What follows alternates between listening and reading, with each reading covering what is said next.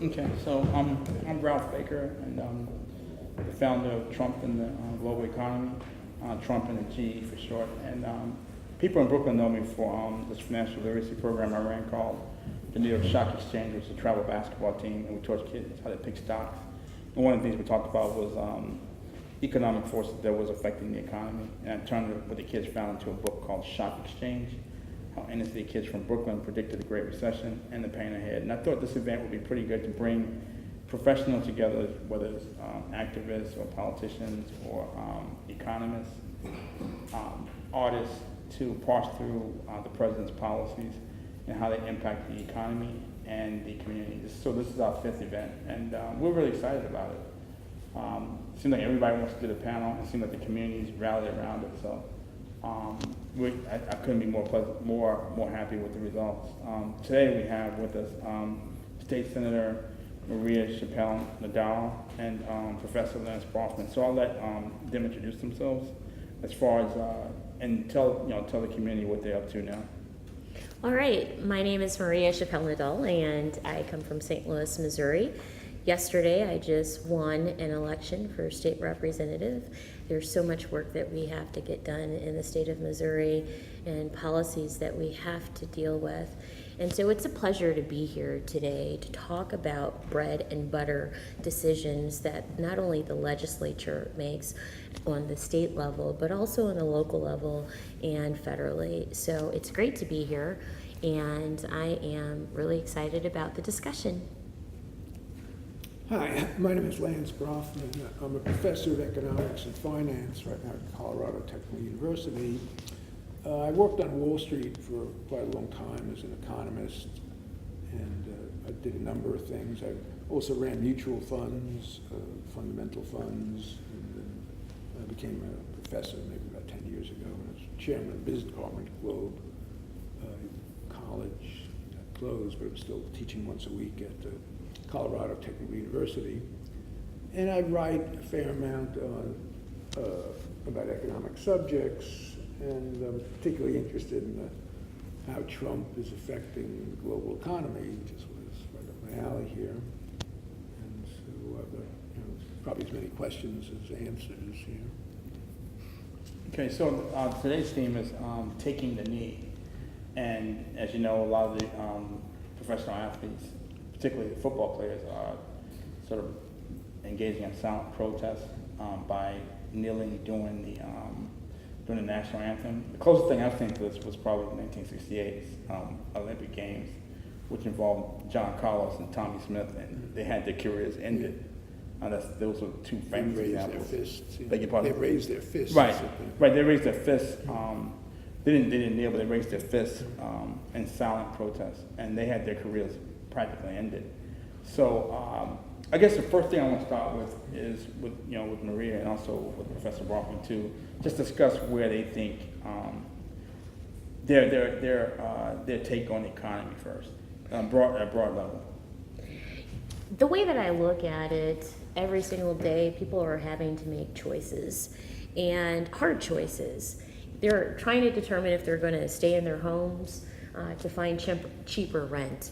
And that's what I hear when I go door to door all the time. And when we're in our neighborhoods, and I know you asked about global, but I deal with people every day at the very local level, and I could talk about the global too.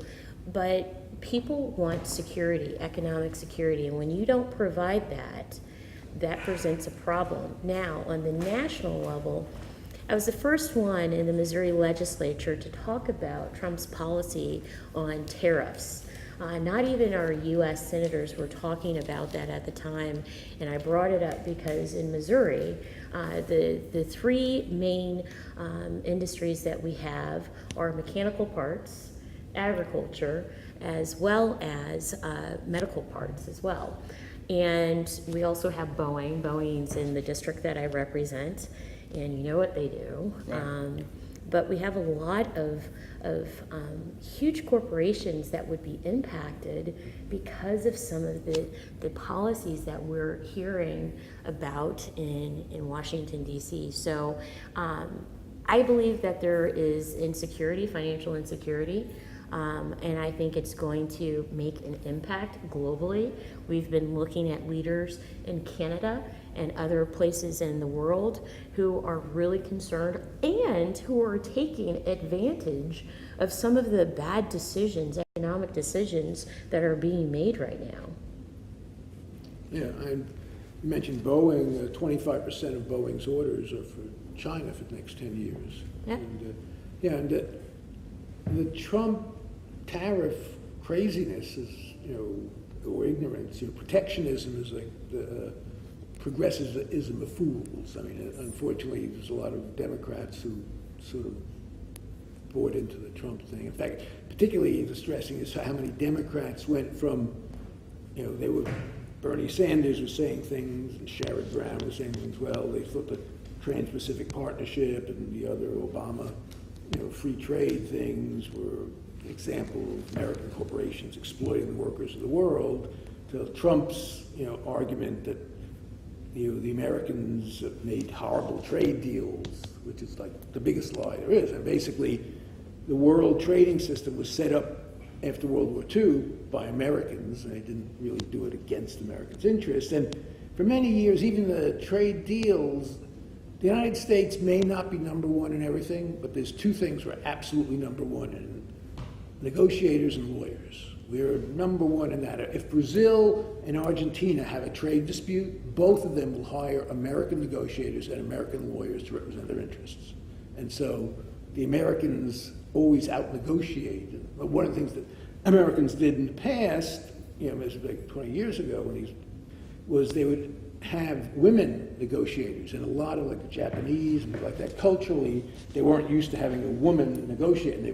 You're supposed to insult them, you're supposed to like bow down, and they got all flustered, and they made the Americans always get the That's better what deals. it's like in the Missouri General Assembly. But so the tariffs are terrible, and I guess we've sort of dodged a bullet, or somewhat. The bad effects haven't really come yet. But when Trump said trade wars are easy to win, I mean no one ever wins a trade war. Some people lose more than others, but the instigator, which is Trump, is at a tremendous disadvantage to the retaliator. The opposite example, he put these tariffs on steel and aluminum. Now, there's millions of people in the United States who buy products made from steel and aluminum, and there's tens of thousands of companies that use steel and aluminum. They're all hurt. Boeing and everybody else uses steel and aluminum. And plus, the worst part is it makes American companies at a disadvantage, because Boeing has to buy aluminum and steel at the protected higher market, whereas their competitors around the world can buy at the world market. So even before any retaliation, the American businesses and consumers, except for a small number of people who actually own steel mills, were hurt. Then you have the retaliation, what the Europeans did, they put a tariff on American-made motorcycles. And the only person, and they did it because Paul Ryan's district is where Harley-Davidson and also Indian motorcycles are made. The only people in Europe who are hurt by that are people in Europe who wanted to buy American motorcycles. So that's extremely small number of people, but most of the people in the United States are hurt by the tariffs that affect broad things like steel and aluminum. And see, here's the thing that people have to remember historically. Japan did the same thing years ago. And you can't have a protectionist economy because it fails. Yeah, and it hurts the people who are protected. And if notice, they're starting to see, remember Trump said he was going to drain the swamp, and now you see all these companies are asking for exemptions, and the politically connected ones get the exemptions. And so now, instead of the most important person at the company being the sought-after employees who are engineers and scientists to make better products, now the most important employees are the lawyers and lobbyists who can get the favorable tariff. And that's where I come in, because people who are looking for a job for 20 or 30 years, we know we're not exactly in that economy anymore, because in a lifetime people will have multiple jobs. But the people who I represent in Missouri expect to work for a company or an industry for 20 or 30 years, retire, and be great. But here's the thing. when you have a protectionist type of economy, the people who are at the bottom of the pyramid are the ones who are experiencing a higher tax burden. They're not the ones who are benefiting from a national policy that's protectionist. They're not the ones who are benefiting from issues like tax incremental financing at the local level. They're the ones who are having, even though they're on a fixed income, they are carrying a higher burden for a very small group of people who are beneficiaries of the Trump administration, or in the case in Missouri, beneficiaries of our county executive or our governor for that matter. As far as the tariffs are concerned, I think Trump has a point in terms of China pirating our software and our technology.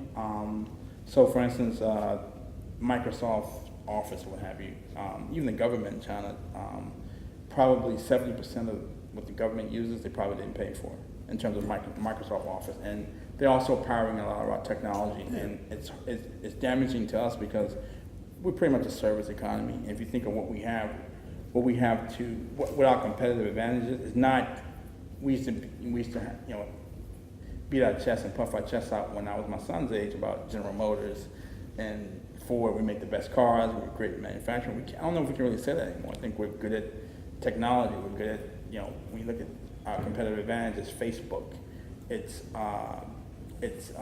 Google, it's Apple, it's Microsoft. So it's particularly damaging to us when China pirates our software.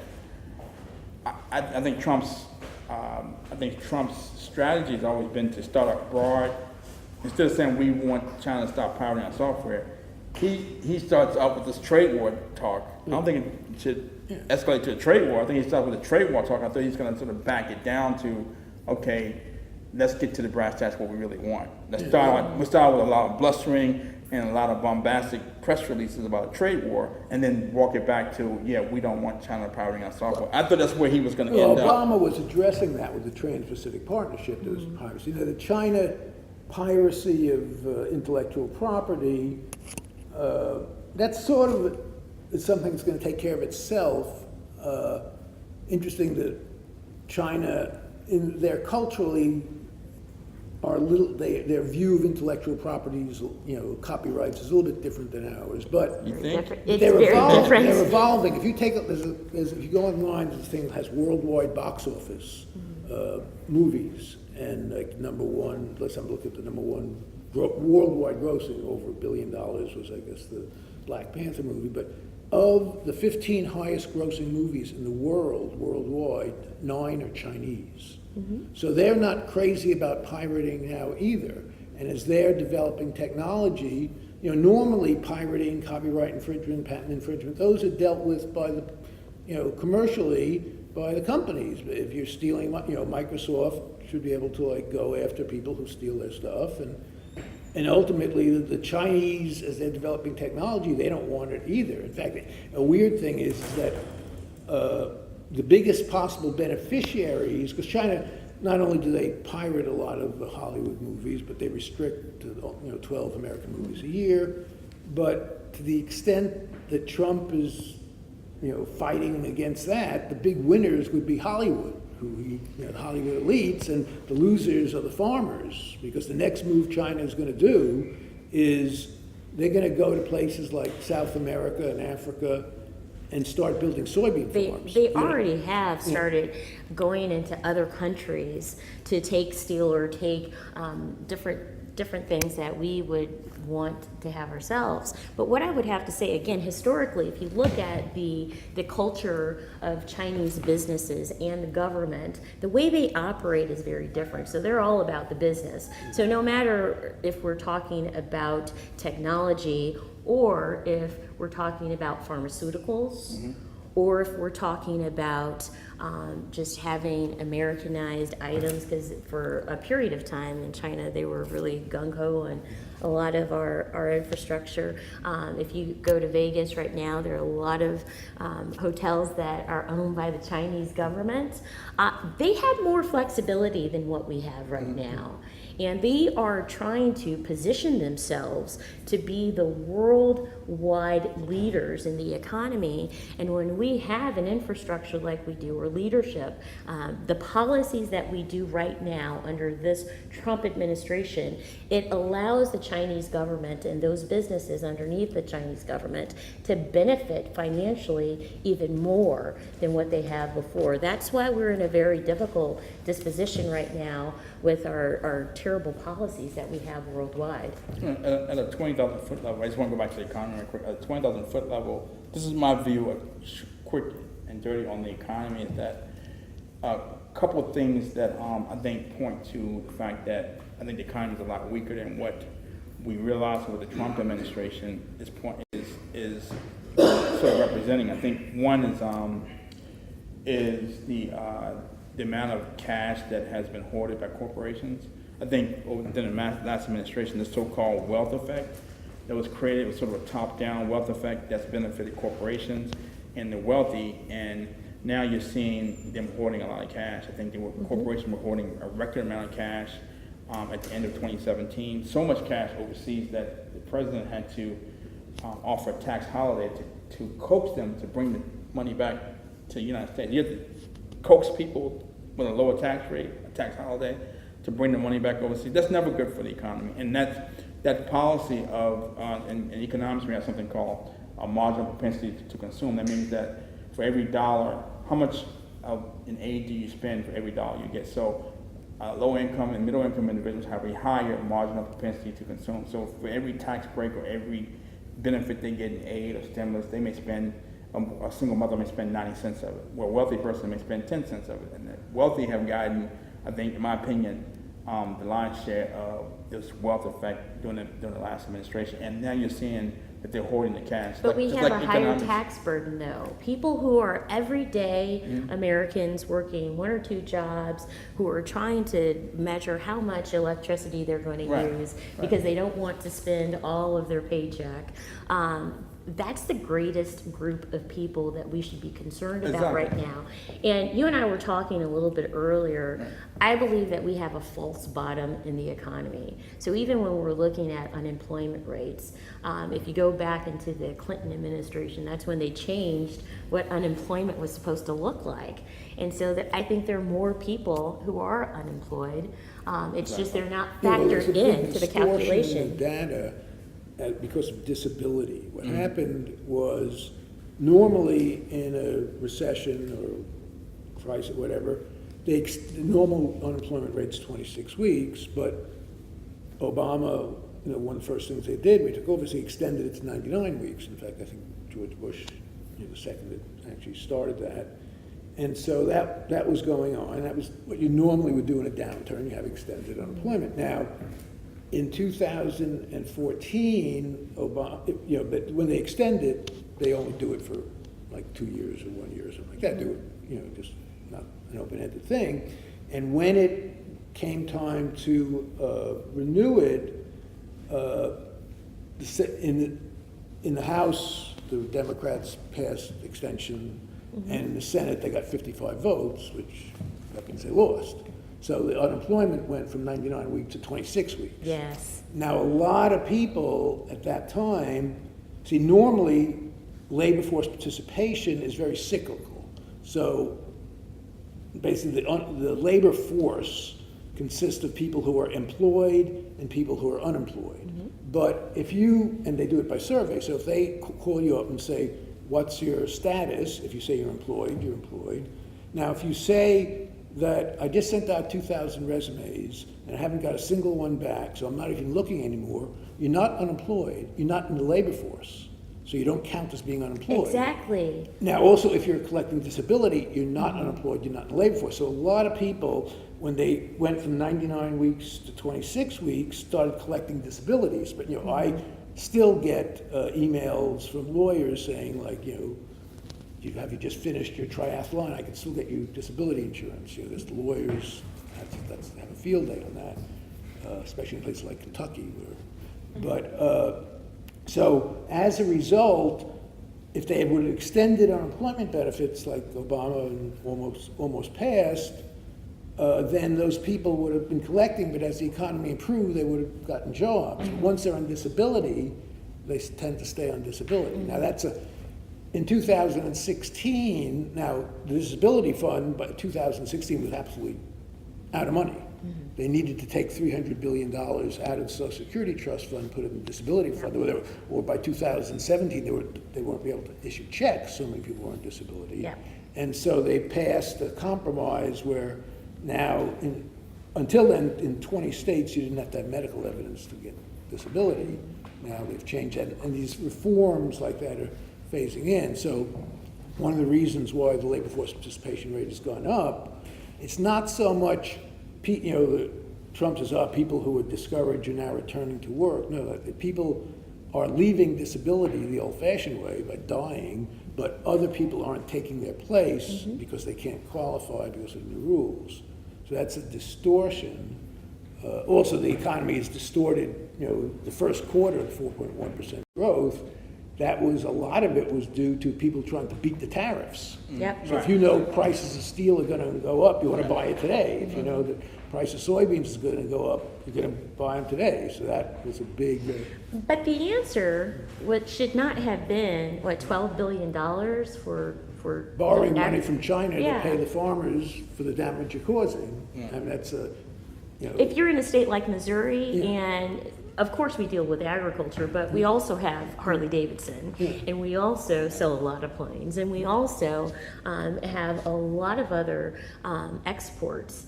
I think our biggest exports were to Canada and Mexico, and so we're trying to figure that out. So how are you going to give $12 billion to just the agriculture what about industry? some steel? What about everybody else? I remember back, even when I worked at White Wells as an economist, we had a client who made barbed wire. And I guess the great-great-grandfather of this person actually invented barbed wire. And they had a barbed wire museum on their premises. And they had 1,500 employees, and they would buy steel wire and make it into barbed wire. But then they passed tariffs on steel, but not on barbed wire. And so that meant that a Japanese company in those days could buy steel wire on the world market and turn it into barbed wire for less than it cost this guy to buy protected steel in the United States. So they had to go bankrupt like that week. And the guys come to us and they say, what can we do? So, we had an economic consulting part of White Wells. And one person at White Wells says, well, can you have $15 million in cash and put it in the Cayman Islands? And so we've got a number of politicians. If you might be able to get an exemption, just like we're trying. They go, we don't have that kind of money. And they went out of bank. When they went bankrupt, 1,500 people lost their jobs. And there's a company who was making tires that said they can't afford to compete with foreigners who buy steel on the world market. They have the protected steel mine. To give you an example of how bad protectionism is, Mahatma Gandhi, he was a great statesman and humanitarian, but he was a really bad economist. And his view was that he was a protectionist, and his argument, just the way like ignorant people say people in the United States, who make $15 an hour shouldn't have to compete with Chinese who make $3 an hour. But what his argument was that people in India who are making probably 2 cents an hour shouldn't have to compete with Americans and Europeans who have fancy machines. So he had protectionism. And at one point it was like illegal to import computers into India, even though they didn't make any of their own. And that's how bad it got. Now, when he started the protectionism, India had about the same per capita GDP, within those days was GNP, as Taiwan and South Korea, per person GDP, adjusted for inflation and everything. By 1970, both Taiwan and South Korea had 10 times the per capita GDP that India had because of the protectionism. Now, India has since gotten rid of a lot of the protectionism. They've sort of grown, but protectionism is like the worst. David Ricardo proved that back in 1817. He developed comparative advantage. Basically, the political issue in those days was the corn laws. And in England, the word corn was what we called grain. So wheat was called corn, and barley was called corn, and rye was called corn was called corn. Now, you had two political factions in England. You had the aristocrats who owned the land, their landlady, and they weren't farmers, but they rented the land to farmers, and they really didn't want any importation of grain from North America and continental Europe. It was much cheaper. So they liked high grain price, and that was the case for a while. But you had a new class coming up, the manufacturers, owners, and they hated the tariffs. Then David Ricardo was, a representative, member of parliament representing them, because basically, as David Ricardo said, like, the worker will always get his crust, meaning the manufacturers at those days had to pay people enough so they didn't starve. And if the price of grain is higher, you got to pay people higher, and that puts you at a disadvantage. So that was I want to pick up on Taiwan just a bit. I remember going with a couple of different groups to represent the state of Missouri in our Chamber of Commerce, and I have to say that the policy, the economic policy in Taiwan is a little bit different than China, and they're way more democratic, I think, and they're interested in trade. They really do want to have memorandums of understanding with states like Missouri so that they can get our beef in exchange for some of the great assets that they have. So Taiwan is one of those places, I want to say, like cell phone parts. They're like one of the best in the world, number one in the world. And then when we talk about shipping, they have a huge shipping industry as well. And so because of their disposition worldwide, they would be under a different administration, I think, not this administration, but previous administrations, way more open to do business with not only states, because we have to look at ourselves state by state, but as a country, if we are trying to operate together to benefit, the needs and wants of each entity, then we have to have a more open policy. But protectionism is not the way to go, and it hurts the people in my community the most. Right. I think in terms of China specifically, my impression, didn't make it the right impression, is that they've always been excellent traders. I think their general mentality has been, if I sell to you but don't buy from you, my country can become rich. Well, that's And I think that's kind of, but at a 20,000 foot level, as far as back to the economy, what I was saying earlier was that I think to grow the economy, the government should have put more aid into the hands of people who are going to spend it, who have a higher marginal propensity to consume, lower income and middle income individuals. That didn't happen, but here we are. And I think the other thing was back to the labor participation rate. The unemployment rate is very low, but it doesn't include people who are employable age but no longer looking for work.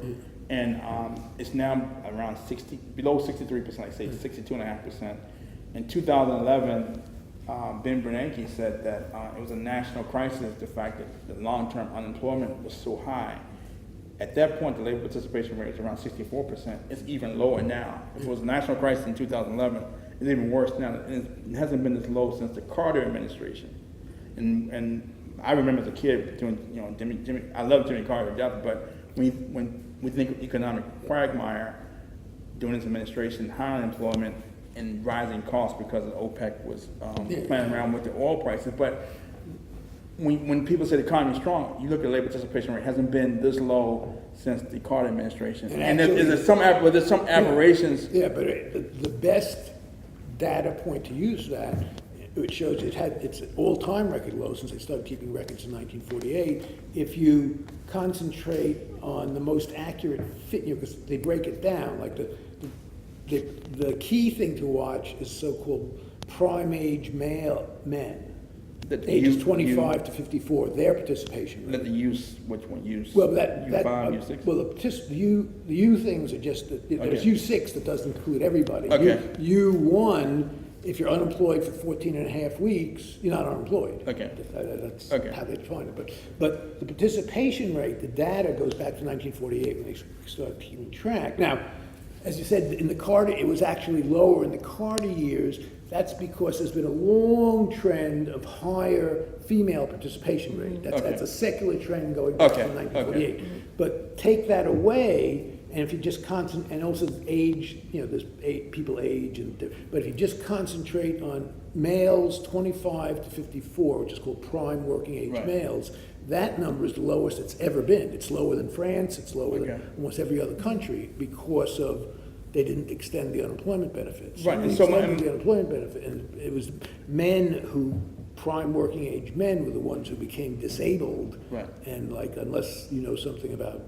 something happened to the economy or the world where prime working age men are much more likely to become disabled than they were in 2014, it all had to do with the unemployment. Right, but the government has been good at, it's almost like smoke and mirrors. So stock market's going through the roof. They can spike the stock market, provide liquidity to the markets. The market Dow's are like 25, 26,000. Oh, look, the Dow's up, so people think the economy's strong. And then spiking asset prices, real estate prices going up.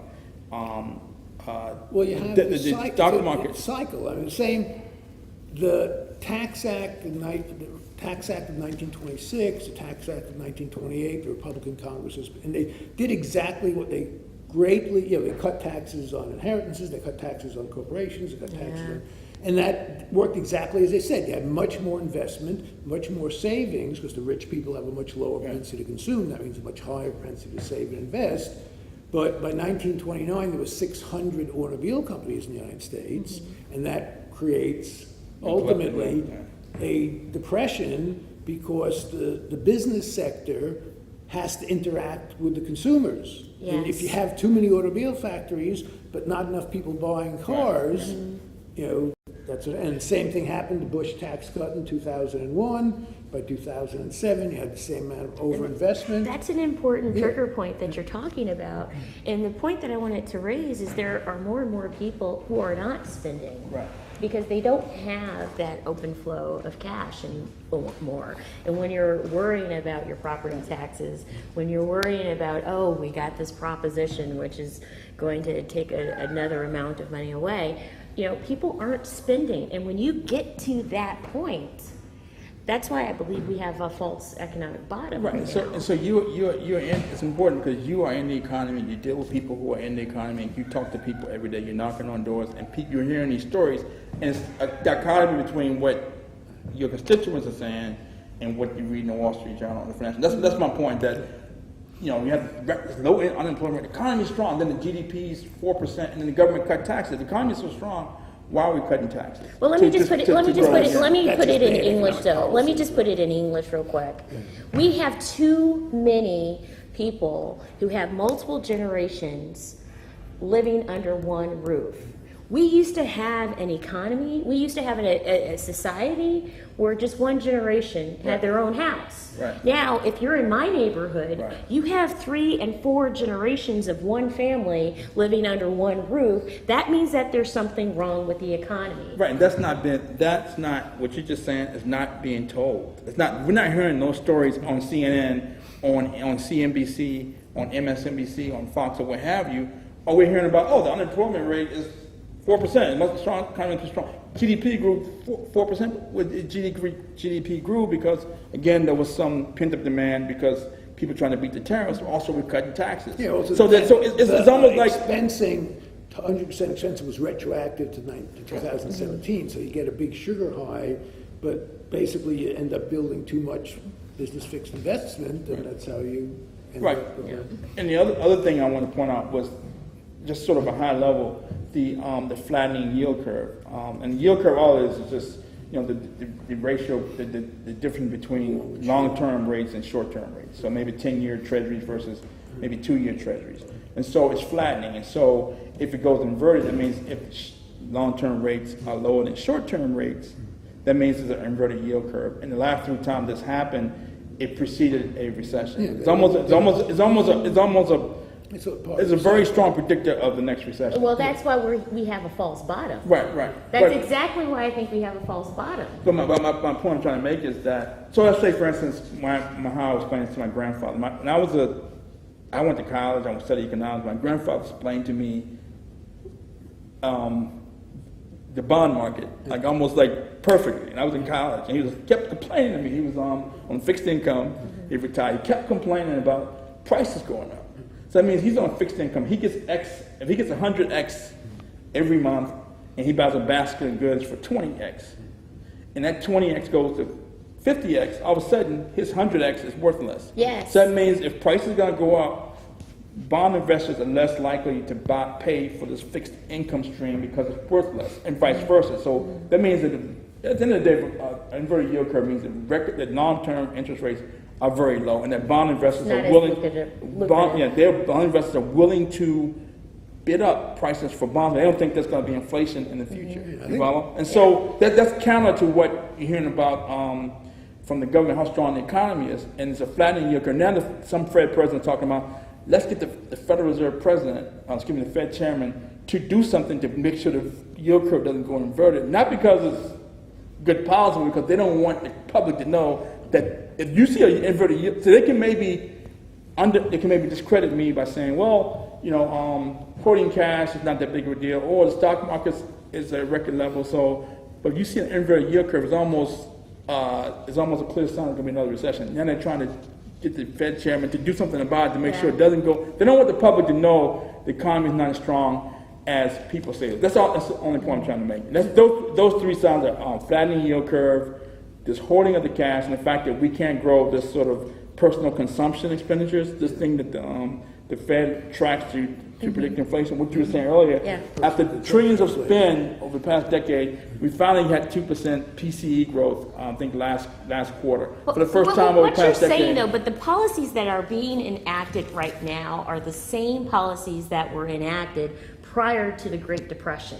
Yeah. And that is what we should be looking at right now. That's what causes the business cycle. This has gone on, and the Depression was obviously much more hurtful in terms of people suffering, but in say 1932, you talk about a typical family. Those families then where you had a household and you had young children and you had working age parents and they had the grandparents, and they're all being supported by the working age. And in 1932, if the working age parents lost their job, these people are really destitute. There's no food stamps, there's no unemployment insurance. Today, in 2008, when the mini recession or mini depression happened, you had the automatic stabilizers. That's why you got 10.8% unemployment. Yeah, but how often are we going to be able to do that? How often now is the automatic federal government stabilizers going to be able to do that? Well, they're automatic. They call automatic stabilizer. Basically, things like unemployment insurance, even when it was, it went up to I'm talking about what Congress approves to bring stabilization back economically. Well, you have, remember, compared to, say, 1933, before they had Social Security, before they had, even had federal deposit insurance, and that was a big thing. So the family, not only did they lose their jobs, but they might have had money in a bank, they lost that too. I mean, by 1933, there were 48 states in the United States, and in 28 of those states, every single bank was bankrupt. There was not a bank in 20 states. And so, and a lot of banks, one of the banks, the so-called Bank of the United States of America, that had branches all over New York City, and a lot of people, especially poor and immigrant people, have Bank of the United States of America. But I got to get back to one thing, though. If you're Elizabeth Warren, you're talking about major changes and reforms that still have to be made in Congress. And if you don't have a Congress that is willing to make these adjustments, such as payday loans that are in African American communities, and people are borrowing on top of payday loan, on top of payday loan, and they're still not stabilized. That's why I'm saying that we have a false bottom. There's more people who are struggling. And let me just give you one example really quickly. I have a 16-year-old who was working on my campaign, and when I say that there are multiple generations living in one household, she's one of them. With her great-grandmother, with her grandmother, and her mother under one household. And the little money that I gave her, she was taking care of her family. Wow. A 16-year-old was taking care of her family. So when I talk about these policies, and I'm telling a young girl, listen, you're going to have to take care of yourself. You can't get strapped down. You're going to have to invest. You're going to have to save. But the thing is when you're paying the property taxes, when you're paying taxes and propositions, when you're paying taxes after taxes after taxes, and you get nothing back for that, you get nothing back from all of these taxes that one household has to pay, you're in a stagnant situation. Right, and it makes you, and I wrote in my book, it's called Shock and Shame, how NC kids from Brooklyn predicted the Great Recession and the pain ahead, predicted social unrest. That makes you angry when the government's printing money and giving it to somebody. And it's only gonna... and you're not getting it. Right, exactly. They basically create a basic income for a segment of society. Why not create a basic income for... If you're gonna create a basic income, why not create one for everybody? And then I think John McLaughlin, I think he's kind of on board with this, that basically he said that the elites, when he was here a couple months ago, it was a poller for Trump, when he said the elites are tone deaf, that if you don't start providing a basic income for lower income individuals, you are going to see an uprising. Right, exactly. And so, and when I say social unrest, when I say populism, I don't think people understand what populism really is. All it is it's a railing against these big institutions that control our lives. And people are protesting now. I don't think a lot of times they realize what they're protesting or who they're protesting against. These big institutions means the media, it could be the president, the Federal Reserve, the police department. And ironically, I think one of the most popular things, I know Trump ran on populist agenda, one of the most popular things he ever did was go after the media and call it fake. And I want to add on to something. You know, back in the day in our neighborhood, and you guys have heard about it, redlining, we have greenlining now. So if you're in a black community, in a black neighborhood, and you want to make some improvements on your house and you go to your bank, because you live in a community that's mostly black, that bank is not going to lend to you because of where you live. In my community, that's called you're living north of Olive. Oh, okay. You live north of Olive, so you're not going to get a loan from the bank because simply of where you live. So I really believe that all of this is very important. All the conversation that we're having right now is really important. But there are reforms that we still have to make. And there are people, decision makers, who are at the top who have no clue whatsoever what a family of 6 is going through right now. Right. And when we are taxed, the average person is taxed. That revenue that comes from that new tax goes to a developer, a friend. It doesn't go back into the community. Right. So you have a lack of investment. And when you have a consistent lack of investment in African American communities, you see this decay. And you don't see this decay for just a year or two. You see it for generations. And if you look around the country, ex-black community, you see that policymakers, whether they are local, national, whatever, what have you, they are not reinvesting in these communities that need the most investment. And when people think about, the first thing you teach in economics is that people are rational. And so I remember when I was a kid, I was in high school, college, I kept hearing about the police department in LA. And back then, I was from Virginia, I grew up in Virginia. LA, Los Angeles seemed like so far away. I would never visit there. It seemed like another country. I remember that, like, wow, Los Angeles. And they were talking about how the police misconduct in Los Angeles, so on and so forth. And then the Rodney King situation happened, and people were rioting. And I think it was a uprising, not just for Rodney King, but because of how they felt the police was treating them in general. And the media was saying, well, why are these people uprising? And why are they destroying their own community? It doesn't make sense. Next thing you know, President Bush, H.W. Bush at the time said, we got a problem.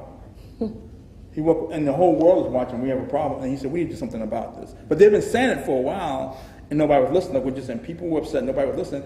And when this riot happened, President H.W. Bush said, we have a problem. We need to do something about it. We need to invest in the city, in the city. You know what you just I'm saying to myself, see, people are rational. When they brought it to the president's doorstep and brought it to the world's doorstep, all of a sudden people woke up. I think that's what you're describing. What you're saying right now is what happened in Ferguson. Right. Okay? So people are saying, why am I getting stopped all the time? Right. Why am I getting all these fines?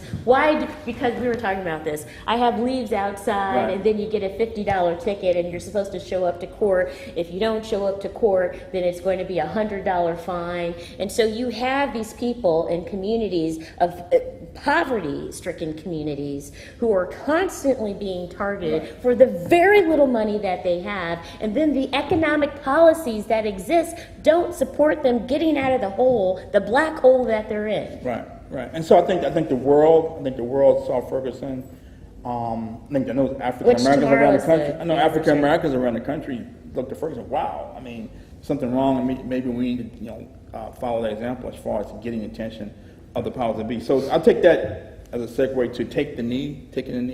And again, populism is. I don't think a lot of young people understand what you can't. How can I put it? You can't say.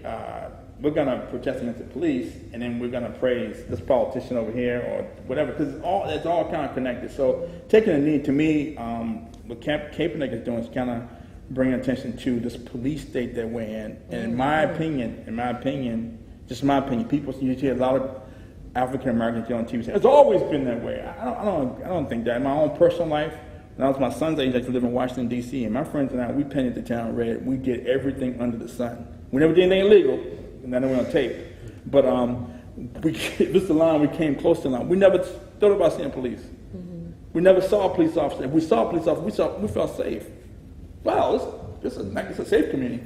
Today, you see a lot of police, and I would be concerned about the police if I saw a police officer there, because I think they're trying to stop me to get a fee or something. Exactly. And whether it's to meet a quota or to raise more money for the city or try to become chief of police in a day, I think they're trying to do something. And so even from my own experience, that is a dichotomy. We've turned into a police state, whether it started with the President Clinton's policy of the 3 strikes and you're out, and another politician saying, well, why don't we let the police search your car? Why don't we let the police search your house? So I would just start there. Taking a knee to me is he's trying to bring attention to police misconduct and this police state that we live in now. So I'll just have you take that away as far as what do you when you see the NFL players kneeling, what do you see? Taking a knee to me is, I would start off by saying there is a place, a space, and a role for everyone. Everyone has a distinct position to serve, to move the ball, so that we have equity across the board.